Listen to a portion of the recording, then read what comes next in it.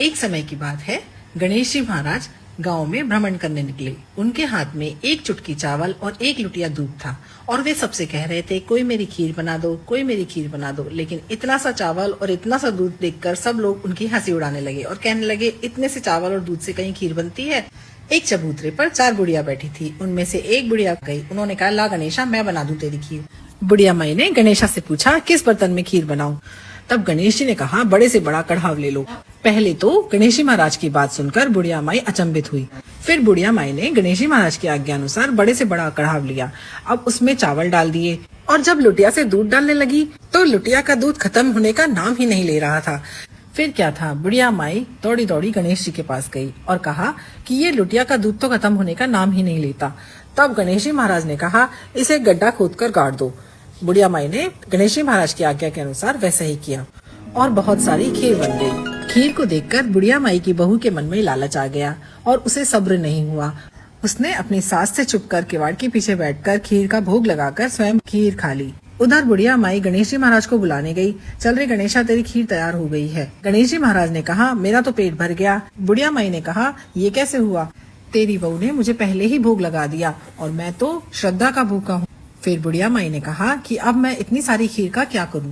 पूरे राज्य को बुलाकर खीर जिमाओ। बुढ़िया माई ने वैसा ही किया। सब लोग देखने लगे कि कल तक तो ये बुढ़िया माई सबसे मांगते फिरती थी, आज खीर खांड का भोजन करा रही है। चलो देख कर आते हैं बुढ़िया माई के पास इतना धन कहाँ से आ गया।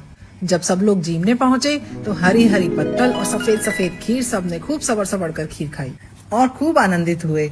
चलते चलते गणेश जी महाराज ने बुढ़िया माई की झोपड़ी में लात मार दी तो महल मंदिर बन गए। चारों कोनों में धन के चरवे रखे थे। पड़ोसियों ने इस बात की खबर राजा को दी। राजा ने अपने सिपाहियों को उसके घर भेजा। सिपाही जब धन के चरवे उठाने लगे तो वो धन कोयला हो जाता और जैसे ही रखते बस हीरे मोती बन जाता। यह चमत्कार देखकर वो भागे भागे राजा के पास गए। राजा से सब हाल कह सुनाया। तब राजा ने बुढ़िया माई को बुलाया और पूछा। बुढ़िया ने सब बात कह सुनाई। मुझ पर तो गणेश जी महाराज की असीम कृपा हुई है। हे गणेश जी महाराज, जैसे उस बुढ़िया माई पर कृपा की वैसे सब किसी पर करना। एक गांव में एक अंधी बुढ़िया माई अपने पति, बेटा और बहू के साथ रहती थी। वो लोग बहुत गरीब थे। बुढ़िया माई रोज गणेश जी की पूजा करती थी। एक दिन गणेश जी उससे बहुत प्रसन्न हुए और बोले कि मुझसे कुछ मांग। तब बुढ़िया बोली, मुझे कुछ मांगना ही नहीं आता। तब गणेश जी बोले, तेरे बेटे से पूछ ले। तब वो अपने बेटे से पूछने गई। बेटा बोला, माँ धन मांग ले। बहू से पूछा तो उसने कहा, पोता मांग लो। तब माई ने सोचा कि ये दोनों तो अपने मतलब की बात मांगने को कह रहे हैं। सो उसने पड़ोसन से पूछा। पड़ोसन बोली, तू क्यों धन मांगे, क्यों पोता मांगे, अपने लिए ही भी कुछ मांग। तब उसने कहा कि अपने लिए आंखें और घुटने मांग ले। घर आकर बुढ़िया माई ने सोचा कि कोई ऐसी चीज मांगनी चाहिए जो बेटा बहू भी राजी हो जाए और अपना भी मतलब हो जाए। तब दूसरे दिन गणेश जी आए और कहने लगे, माई कुछ मांग। तब बुढ़िया माई बोली, दीदा गोड़ा देओ, सोने के कटोरे में पोते को दूध पीता देखूं, अमर सुहाग देओ, निरोगी काया देओ, सभी को सुख दो। तब भगवान गणेश बोले, माई तूने तो मुझे ठग लिया, सब कुछ तो मांग लिया और कहती थी कुछ मांगना नहीं आता है। पर ठीक है, ऐसा ही होगा। और अंतर ध्यान हो गए। बुढ़िया माई के सब कुछ वैसा ही हो गया। हे गणेश जी महाराज, जैसा माई को दिया वैसा सब किसी को देना। बोलिए श्री विनायक जी महाराज की जय।